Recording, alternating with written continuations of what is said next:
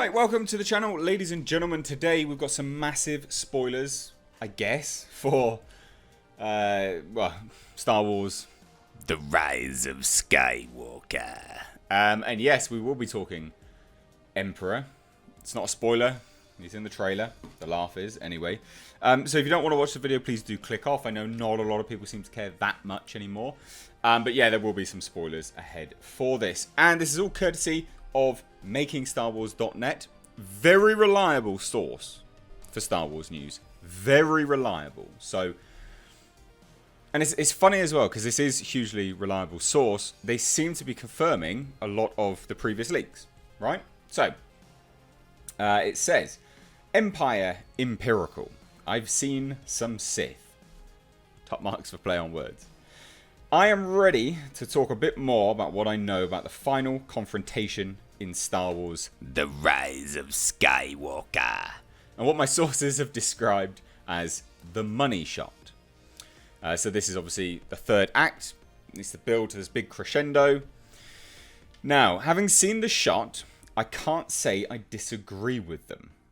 So this individual has apparently seen the shot. Some of this has been discussed in a previous piece about Palpatine's clothes. Obviously, a depiction is never as rad as the real thing. So make sure that it is taken into account before becoming too judgmental about the moment described. I do not believe this moment will be seen before the film is released in trailers or anywhere else pre-release. Maybe now, though, because you're talking about it. Now, a Macquarie LA Z-Boy Game of Thrones.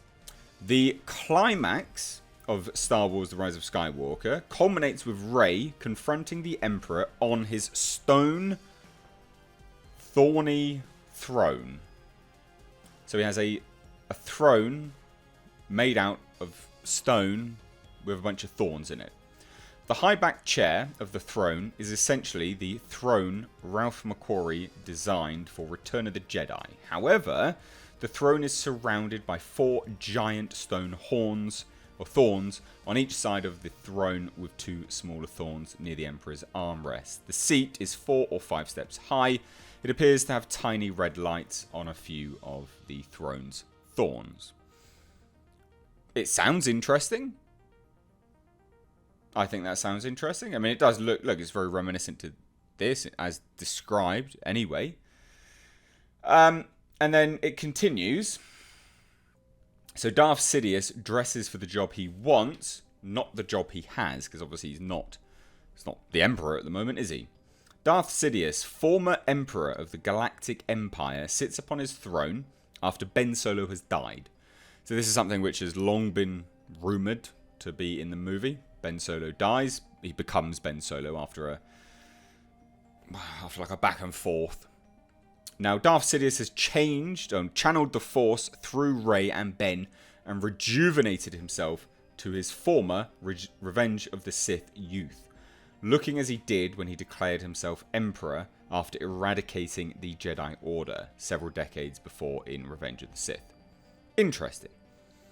I don't necessarily think that sounds particularly great, just because, I don't know, I do think retreading Darth Sidious does make Anakin's sacrifice and things like that very, well, just makes it moot, doesn't it, really?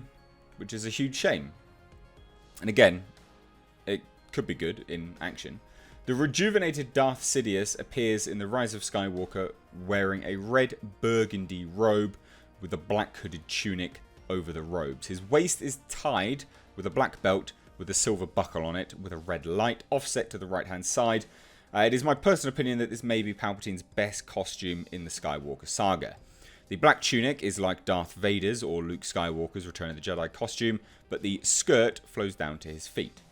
Now, Ben Solo's ultimate fate. The final confrontation of the Skywalker saga takes place on the dead world of Exogol. Darth Sidious has thrown Ben Solo into the abyss. I have heard Ben falls into the mist, much like Han Solo's death in The Force Awakens, and it visually rhymes. I believe this happens after Rey and Ben are drained by Darth Sidious. In the end, Rey weakened and seemingly alone for the final confrontation. Now, it says, if Ben is resurrected, sources are not aware of it. That said, how many characters have fallen to their deaths in Star Wars and stayed gone? Hell, even Harrison Ford returns in this movie after his death in Star Wars The Force Awakens. Darth Maul survived with little on-screen explanation. Luke Skywalker fell on Bespin. It wasn't pleasant, but he was okay. Palpatine got tossed into a pit by Darth Vader, and he apparently turns up in this film as an old shrivel-up version of Sidious in a bed.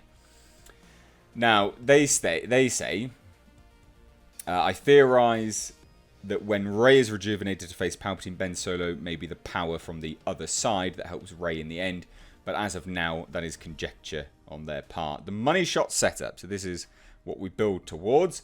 The rejuvenated Sith Lord, Darth Sidious, projects Sith lightning into the heavens above from his fingertips, believing Rey to be incapacitated. Rey, however, is revitalized by the Jedi who lived before her for the final confrontation with Palpatine.